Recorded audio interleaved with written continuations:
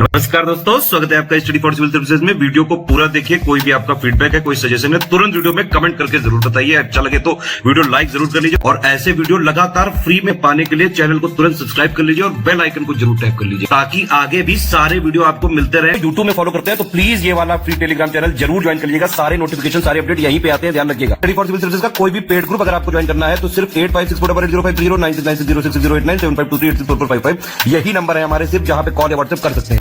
Instagram पे हमारा page जरूर फॉलो कर लीजिएगा, studyforcivil.services है।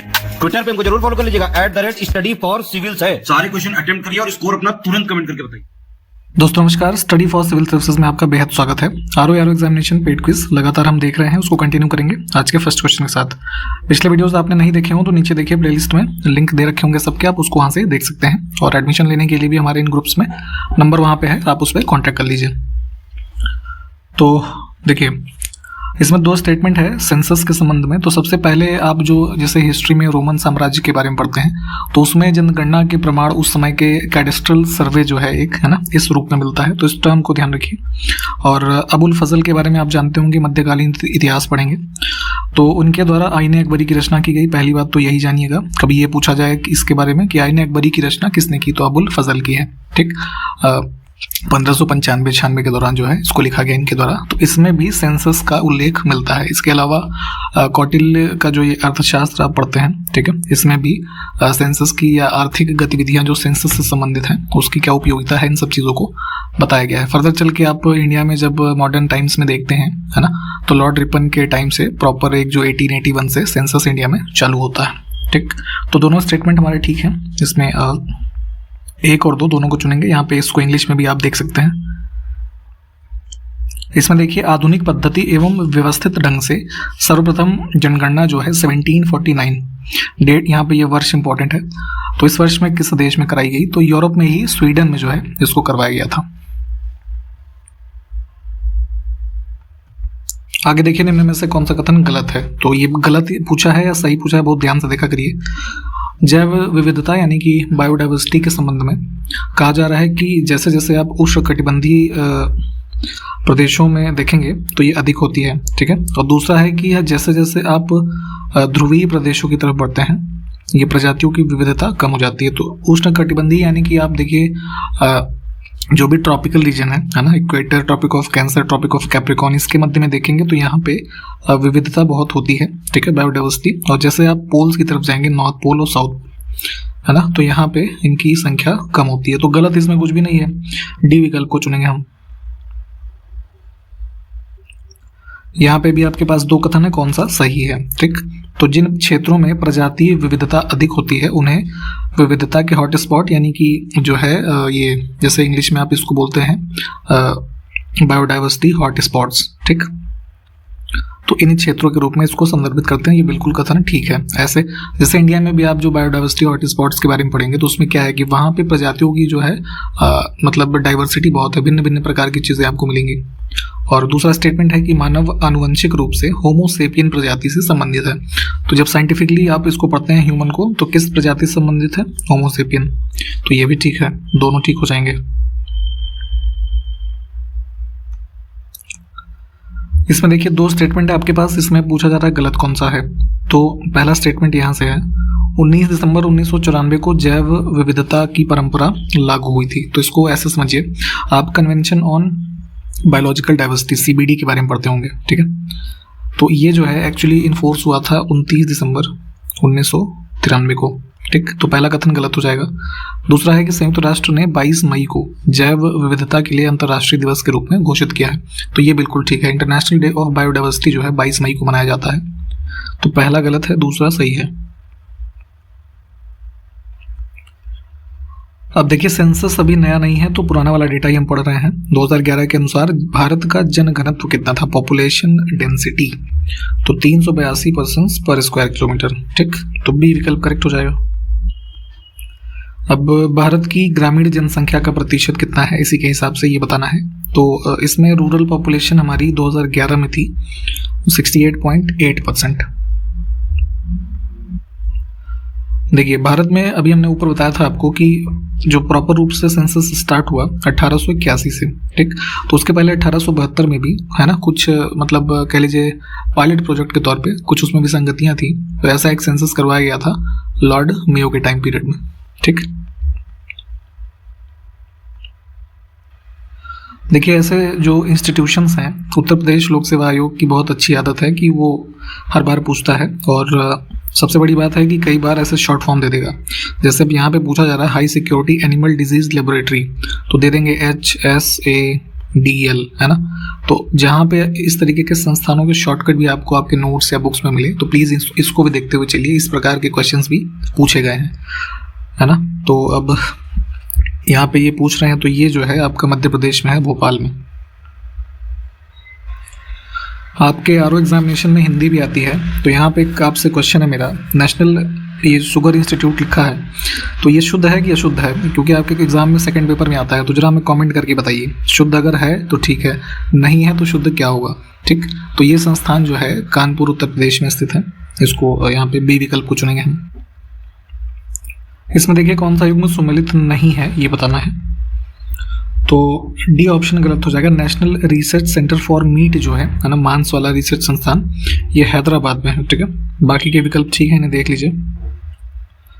इसमें कुछ और इंस्टीट्यूशंस हैं और कौन सा सुमेलित है ये बताना है।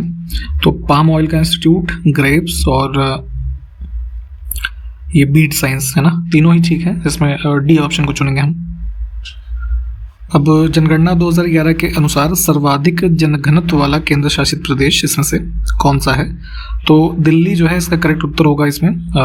यहाँ पे 2011 के सेंसस में लगभग 11,297 पर्सन्स पर स्क्वायर किलोमीटर का आंकड़ा जो है ये था।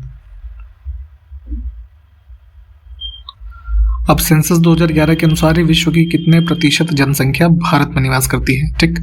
तो ध्यान रखेंगे उस समय के आंकड़ों के अनुसार लगभग 17.5% जो जनसंख्या है ये भारत में रहती थी। ये भी कुछ फैक्ट हैं 2011 के सेंसस के आधार पे। कौन सा इसमें गलत है? तो तीनों को देख लीजिए बड़े ध्यान से, गलत इसमें कोई नहीं है। इसको हम डी ऑप्शन को चुनेंगे। नेक्स्ट है national research centre for groundnut, मूंगफली। तो इसका जो हमारा संस्थान है ये रिसर्च वाला, कहाँ पे स्थित है? तो ये जूनागढ़ में है, ठीक है। 1979 में इसको स्टैब्लिश किया गया था गुजरात में।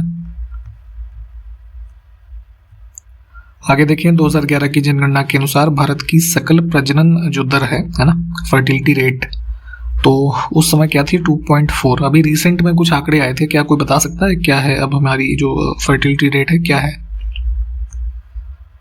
आगे देखें इसी सेंसस के आंकड़ों के अनुसार भारत में किस समुदाय में लिंगानुपात सबसे कम है, ठीक। तो लोवेस्ट सेक्स रेशियो की बात हो रही है इसमें। जैसे देखिए सिख कम्युनिटी जो है इनकी सबसे कम थी, इसको चुनेंगे हम। इसमें आंकड़े बता देते हैं आपको। लगभग इनकी कुल पॉपुलेशन थी 8.7 लाख के आसपास, और उसमें इनका जो सेक्स रेशियो था 893 था, ठीक। तो सबसे कम इनका था। उसके बाद सेकंड जो लास्ट कह लीजिए वो हिंदू कम्युनिटी का था। हिंदूज में जो है 931 के अराउंड था। मुस्लिम में बात करें तो 936 था इनका लगभग। और सबसे ज़्यादा की अगर बात करें तो क्रिश्चियंस का सेक्स रेशियो सबसे अच्छा था, दैट वाज 1009। पारसी की बात करें तो जो है ये भी कुछ अराउंड 950 के अराउंड था। तो इन आंकड़ों को ध्यान रखिएगा एक बार, है ना। अब न्यूनतम जनसंख्या वृद्धि दर वाला कौन सा राज्य है 2011 के आंकड़ों के अनुसार? तो 2001 के सेंसस से कंपेयर करते हुए 2011 में ये देखा गया कि सबसे जो लोवेस्ट पॉपुलेशन ग्रोथ रही वो नागालैंड स्टेट जो है ना, इनकी थी। परमेश्वरन अय्यर का नीति आयोग के मुख्य कार्यकारी अधिकारी के रूप में कार्यकाल कितना रहेगा? तो अभी मई 2022 में इनका नियुक्ति जो है नीति आयोग के सीईओ के तौर पे किया गया है ना। अमिताभ कांत का इन्होंने स्थान लिया। तो 2 वर्ष का लगभग जो है इनका कार्यकाल होगा। इसमें देखें संयुक्त राष्ट्र में भारत के स्थायी प्रतिनिधि के रूप में जो यूनाइटेड नेशंस आपका समूह आप पढ़ते हैं, तो इंडिया की तरफ से एक उसमें परमानेंट रिप्रेजेंटेटिव जो है वो नियुक्त किया जाता है। तो अभी जो है अब जिनको नियुक्त किया गया उनका नाम है रुचिरा कंबोज, ऑप्शन सी। न्यायाधीश सतीश चंद्र शर्मा, ये नाम देखिएगा इनका। इनको किस उच्च न्यायालय का मुख्य न्यायाधीश बनाया गया है? तो ये चीफ जस्टिस बनाए गए थे जून 2022 में दिल्ली हाई कोर्ट के, ठीक। विकल्प ए। आलोक कुमार चौधरी हाल ही में किस बैंक के प्रबंध निदेशक यानी कि मैनेजिंग डायरेक्टर इसके पद पर नियुक्त किए गए? तो ये बनाए गए थे MD state bank of India की। ठीक है, सी ऑप्शन करेक्ट हो जाएगा। और एसबीआई के चेयरमैन वर्तमान में कौन है ये भी ध्यान रखिए, इनका नाम है दिनेश कुमार खारा।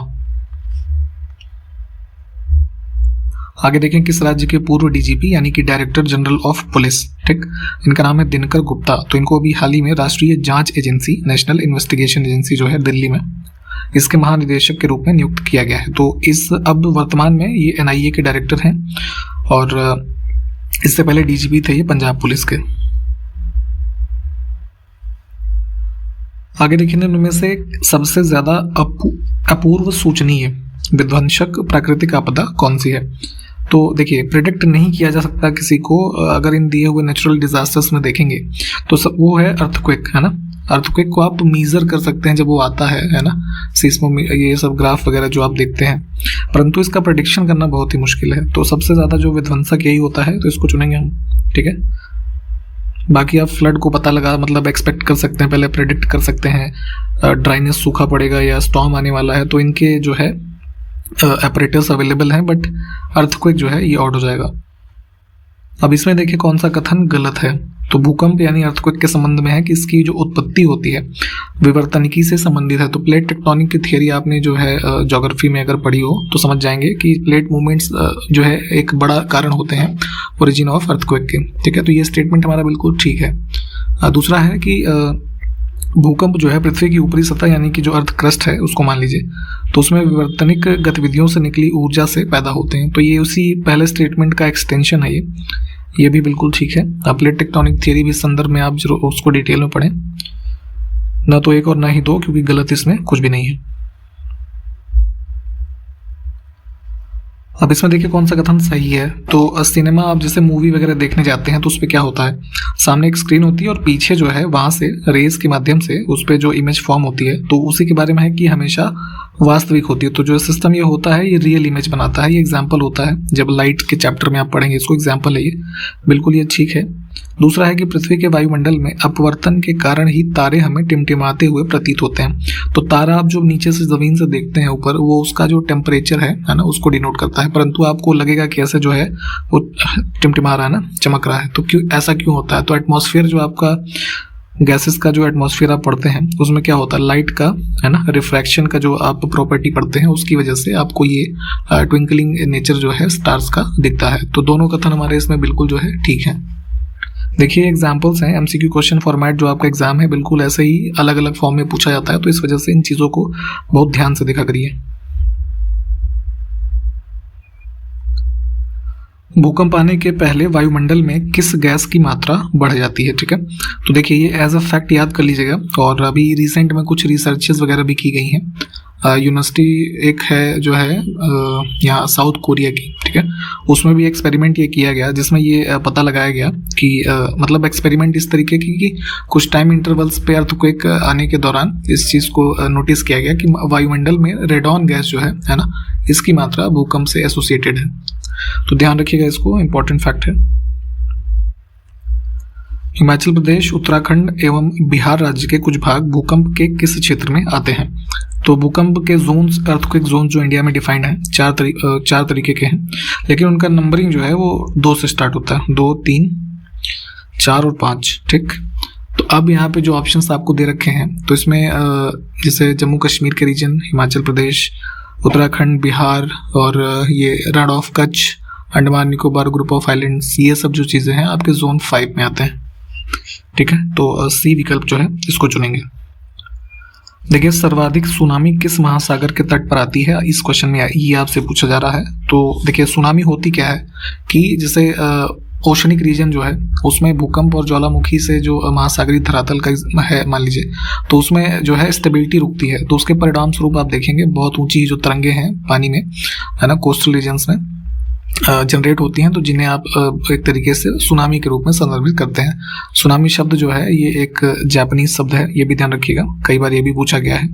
तो आप देखेंगे सबसे ज़्यादा ये घटनाएं कहाँ होती हैं, तो मतलब वोल्केनिक रूप से भी सबसे ज़्यादा एक्टिव आपका पैसिफिक ओशन का रीजन है, तो यहाँ जो है सबसे ज़्यादा सुनामी जो है इसी महासागरों के जो कोस्टल रीजन है वहाँ पे आती हैं।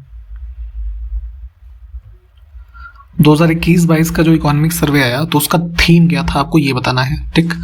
तो ये था त्वरित दृष्टिकोण, यहाँ पे क्विक अप्रोच नहीं, एजाइल वर्ड यूज किया गया था, ठीक है, एजाइल अप्रोच।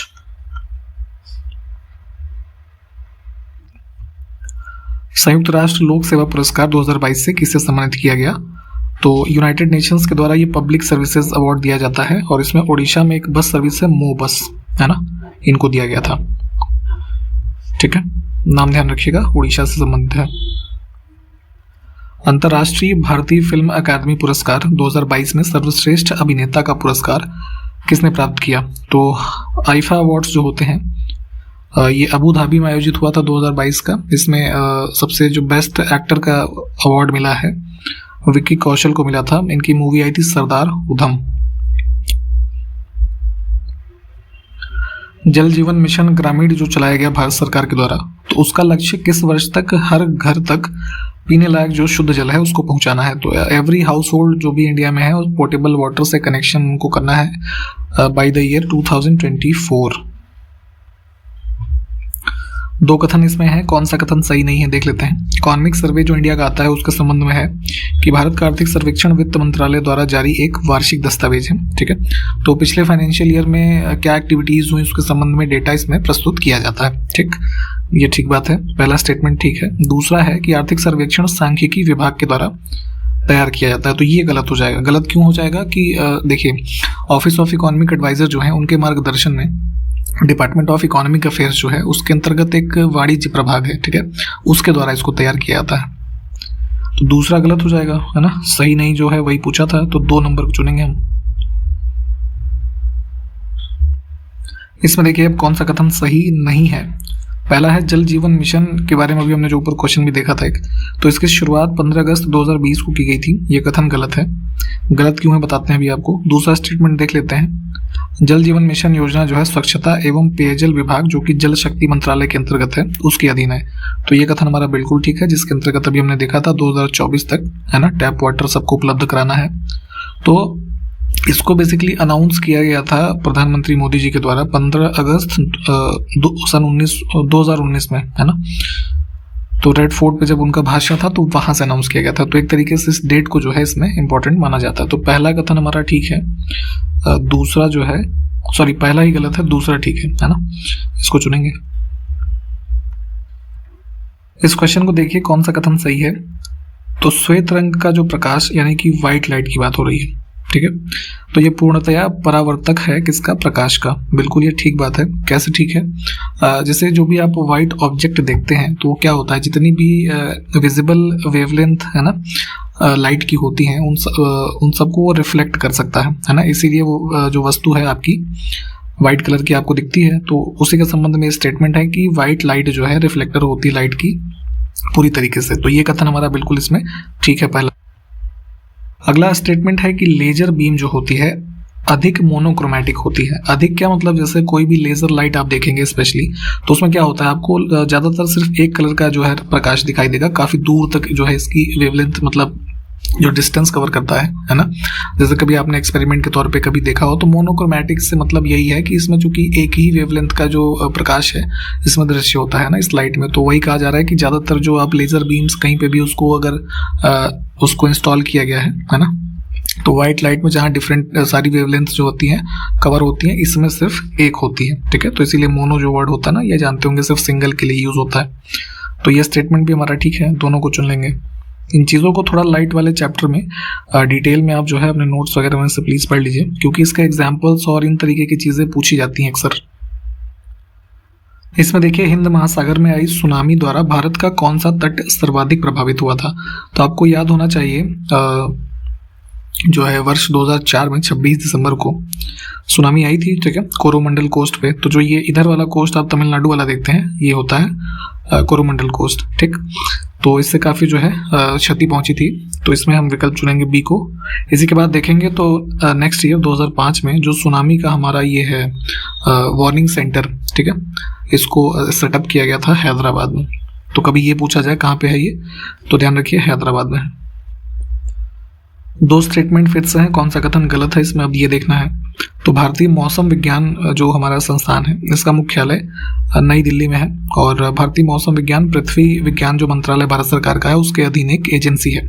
तो जो हमारी मेट्रोलॉजिकल एक्टिविटीज़ है उसके संबंध में ये संस्थान हमारा कार्य करता है और बिल्कुल ठीक है। दूसरा स्टेटमेंट भी इसमें से डी विकल्प को चुनेंगे हम। अब देखिए लक्षद्वीप पश्चिमी घाट एवं प्रायद्वीपीय भारत का भ्रंशित क्षेत्र किस भूकंप क्षेत्र में आता है। तो इधर वेस्टर्न घाट के रीजन लक्षद्वीप आइलैंड्स, ठीक है। फिर इधर नॉर्थ में देखेंगे जैसे उत्तर प्रदेश की कैपिटल लखनऊ है ना, गंगा के दक्षिण का जो कुछ हिस्सा है ये सब जोन 3 में आते हैं, ठीक है। अभी हमने ऊपर भी एक क्वेश्चन देखा था। तो ये जोन्स जितने भी हैं इनके रिस्पेक्टेड जो सिटीज़ हैं कई बार ये पूछी जाती हैं, तो इसकी लिस्ट आपको पता होनी चाहिए। देखिए 2 स्टेटमेंट है, अब इसमें कौन सा सही है ये बताना है। तो मनुष्यों की जो आंख होती है उसमें जो सबसे आप आउटर लेयर देखते हैं, ठीक है, इसको एक बार इमेज देख लीजिएगा आप, ठीक। तो उसमें होता क्या है कि ब्लड वेसल्स जो होती हैं वो नहीं होती हैं। तो इस वजह से कभी भी कॉर्निया का जो प्रत्यारोपण यानी कि ट्रांसप्लांट करना है उसको, तो वो जो है अस्वीकृत नहीं किया जाता, यानी कि आप उसको ट्रांसप्लांट कर सकते हैं क्योंकि इसमें रक्त वाहिकाएं अगर होंगी तो ब्लड सप्लाई गड़बड़ होगी तो उसे ट्रांसप्लांटेशन जो है ना, उसमें दिक्कत आ जाएगी। तो ये कथन हमारा ठीक है। दूसरा है कि सूर्य के प्रकाश को पृथ्वी की सतह पर पहुंचने में 7 मिनट 20 सेकंड का समय लगता है लगभग। तो ये स्टेटमेंट हमारा गलत हो जाएगा क्योंकि आपको पता होगा कि लगभग 8 मिनट 20 सेकंड जो है इतना समय लगता है इसको सूर्य के प्रकाश को पृथ्वी की सतह पर पहुंचने में। तो सिर्फ पहला विकल्प जो है इसको चुनेंगे। इसके संबंध में थोड़ा डिटेल में देख लीजिएगा ये कॉर्निया के ट्रांसप्लांटेशन और इन चीज़ों के बारे में, ठीक है। तो आज के इस वीडियो में हम यहीं तक रखेंगे। जो क्वेश्चंस बताए गए हैं, ठीक है, उनको आप दोबारा चाहे तो देख लें और संबंधित फैक्ट्स को प्लीज़ पढ़ते चलें अपने नोट्स वगैरह में से। हम आपको आगे इस सीरीज़ को कंटिन्यू करते हुए मिलेंगे नेक्स्ट वीडियो में। तब तक के लिए नमस्कार, जय हिंद।